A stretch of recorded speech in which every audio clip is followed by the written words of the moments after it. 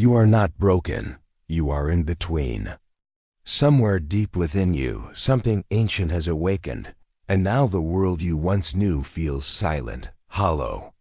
Your old ambitions do not move you anymore, and the path ahead feels invisible. But this confusion is not chaos, it is guidance. Carl Jung warned of this exact moment. What you call being lost is your shadow finally stepping forward to lead. Let it speak.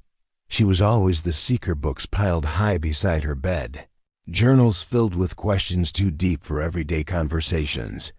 From childhood, she felt different. While others chased grades, parties, or promotions, she chased truth.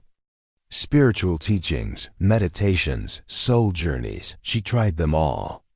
And when it happened, her awakening, it felt like lightning in her veins. She saw the illusions melt, the ego, the masks, the endless chasing. For a brief moment, she felt free. But then something strange unfolded. The light did not stay. The clarity turned into fog. Motivation vanished. She stopped chasing, not because she had arrived, but because she could not find the next step. Friends called her lucky. They said, "You are so calm now." But inside, she felt hollow. Her mornings felt heavy, her goals meaningless. She was not depressed. She was not broken. But something inside her had shifted so deeply that language could not capture it. She had awakened. But now she felt lost. The truth? She was standing at the edge of something Carl Jung spoke about long before it became a spiritual trend. A silent conflict was unfolding inside her, a war between the ego she shed and the shadow now rising to guide her forward. It didn't happen with fire or fireworks. It was quiet. Almost too quiet. One morning she woke up and couldn't go back to who she used to be. The things that once drove her success, approval, validation, no longer made sense. It felt like she had been chasing shadows her whole life, and now the light had been turned on. The shock wasn't in what she discovered. It was in what disappeared. Her hunger, her goals, her drive. Everything that gave her life structure and meaning started dissolving, piece by piece. This wasn't depression. It was something far more unnerving. She looked in the mirror and didn't recognize the woman staring back.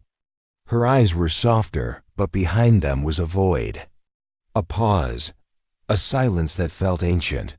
People told her she was glowing.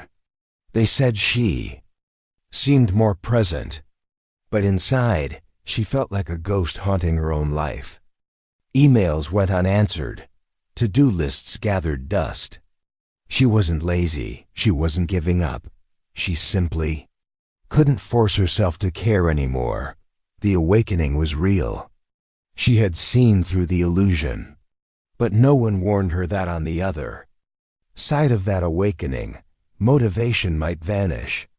No one told her that the soul doesn't scream, it whispers. And in that whisper was a truth she wasn't ready to hear. She hadn't reached enlightenment. She had reached emptiness. The kind Carl Jung once hinted at. The kind that strips you bare before it shows you who you are. The spiritual high had ended, and what she was left with felt like nothing. But that nothing was the door. Carl Jung never chased clout. He wasn't trying to build a brand, but what did he leave behind? It cracked open the human soul. Jung didn't talk about high vibes or Instagram-worthy awakenings. He spoke of something deeper, something darker, something real. He understood that when you wake up, truly wake up, you don't just feel enlightened. You feel lost, because enlightenment, as Jung said, does not come by imagining figures of light, but by making the darkness conscious. Let that sink in. He wasn't saying, be positive. He was saying, go into the shadows. That means facing what you've buried, your wounds, your shame, your fear of being nothing without your goals. Jung saw what the modern world refuses to face, that the soul doesn't rise through avoidance, but through integration. He called this process individuation. It's not about becoming someone new. It's about becoming who you were before the world told you who to be. And here's where it hits hard. Jung believed the ego, the identity you've built, must collapse. Your career, your roles, even your sense of time. All of it gets burned down, not as punishment, but as preparation. You're not being punished for awakening. You're being prepared to meet the self, the truest, deepest part of you. And while your ego scrambles for a plan, the self waits, calm, still, eternal. Jung didn't offer a quick fix. He gave us a map, not out of the darkness, but through it. And now you're holding that map. Question is, will you follow it? This is where everything shifts. You thought awakening would bring peace, clarity, maybe even purpose. But instead, it brought silence, disconnection, a fog that never quite clears. And that's where most people stop, confused, frustrated, doubting everything. But Carl Jung would say, now it begins. Because in that fog, something starts to move beneath the surface. Not a voice from above, but a shadow from within. The parts of you you've rejected start whispering, the ambition you buried to look humble, the rage you suppressed to be spiritual. The fear keeps you from staying productive. They rise, and it's terrifying. Because now you see that truth. Awakening didn't kill your drive. It exposed what was driving you. Fear, approval, ego. And when those engines stall, you feel empty. But that emptiness, it's sacred. Jung believed that the shadow, the hidden, unconscious part of us, isn't evil. It's unclaimed gold. Everything real lives there. Your truth, your power, your purpose. You weren't unmotivated. You were detoxing. The life you built was designed for a version of you that no longer exists. And now your soul refuses to fake it. No more fake goals. No more forced joy. No more spiritual bypassing. The shadow is demanding to be seen. And if you're brave enough to look into it, really look, it doesn't consume you. It transforms you. This is the death before rebirth. Not metaphorical, psychological, spiritual. You don't move forward by pushing. You move by integrating. Every wound, every lie you believed, every forgotten dream. That's not regression. That's revolution. And you're right in the center of it. Something subtle shifts after the shadow is seen. You don't feel healed, and you're definitely not back to your old self. But strangely, you don't want to be. Because now, for the first time, your actions feel honest. No more chasing status wrapped in spiritual language. No more pretending to want things just because they impress others. The fog hasn't completely lifted, but the noise is quieter. The distractions have lost their power. This is where Carl Jung's idea of individuation begins to activate. The process of becoming whole, not perfect. Not a curated version of yourself, but the integration of your light and your shadow. And it starts with small choices. You stop saying yes when your body says no. You pause before jumping into old habits that once felt like survival. You ask better questions, not what should I do, but what feels real. This isn't the return of motivation as hustle.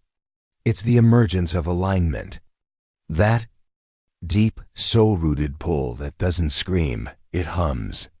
You begin doing things not because they promise a reward, but because they feel true.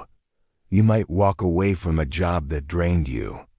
You might restart a project you once abandoned, not for validation, but for expression. You begin responding to life, not performing for it. This is the quiet birth of your authentic will. Jung believed this inner authority, not external rules or inherited scripts, is what leads to a meaningful life. You're not fully rebuilt, not yet, but now the foundation is real. And what grows from here is not ego. It's essence. Just when you think you've found stable ground again, life throws a final test, not to punish you, but to reveal you. Maybe an old opportunity returns, something that once defined your success. It looks tempting, familiar, easy, but deep down it smells like the past. Or maybe it's a moment of silence so loud you question everything again. The doubt creeps in. Was this all just in my head? This is the crossroads Carl Jung warned us about. He called it the return of the repressed. Because when the ego feels threatened by your transformation, it doesn't go quietly, it negotiates. It tries to seduce you back into comfort, in control, into the roles you've outgrown. And here's the truth. This moment hurts. It's not a dramatic movie scene with swelling music. It's often just you, alone, staring at a screen, or lying in bed, knowing that to go back would be easy, but it would also be betrayal. This is the spiritual test no one claps for. The kind that shows you who you've actually become. Do you take the job that pays well but kills your spirit? Do you text the person you know you've already outgrown? Do you go quiet when your truth is begging to speak? Or do you stand still in the unknown with shaking hands and whisper to yourself, I'm not who I was, and I don't need to be. This is the initiation, the passage from shadow awareness to soul embodiment. And if you choose presence over performance, you pass. True success doesn't always arrive with applause. Sometimes it walks in quietly, barefoot, gentle, and completely unlike anything you were chasing before. You begin to realize you don't need to be seen to feel valuable. You don't need to have it all figured out to feel secure. You don't need to hustle for your worth, because your soul has already declared it. This is what Carl Jung meant when he spoke about individuation, not a concept, but a lived reality.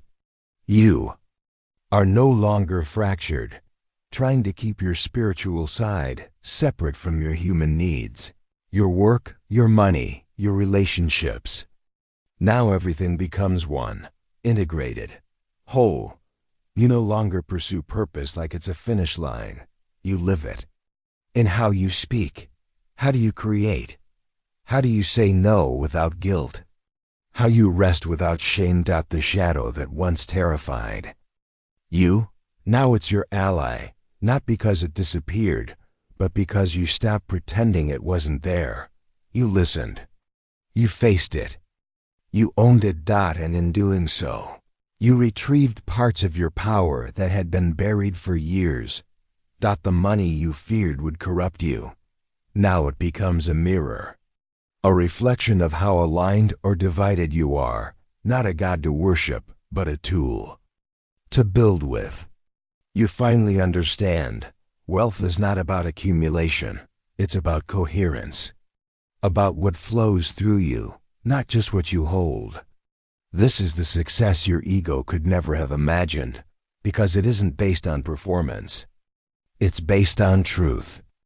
And truth, once awakened, does not sleep again. If this message stirred something inside you, if it helped you name the invisible part of your journey, then this is just the beginning. At MythSync, we dive deep into the psychology of the soul, shadow, archetypes, awakening, and everything in between. Subscribe now and become part of a community that doesn't just chase motivation. But transforms through meaning. Drop a comment below. Share your story, your shift, your shadow. And remember, you're not lost. You're in the middle of becoming. We've only just begun. See you in the next video.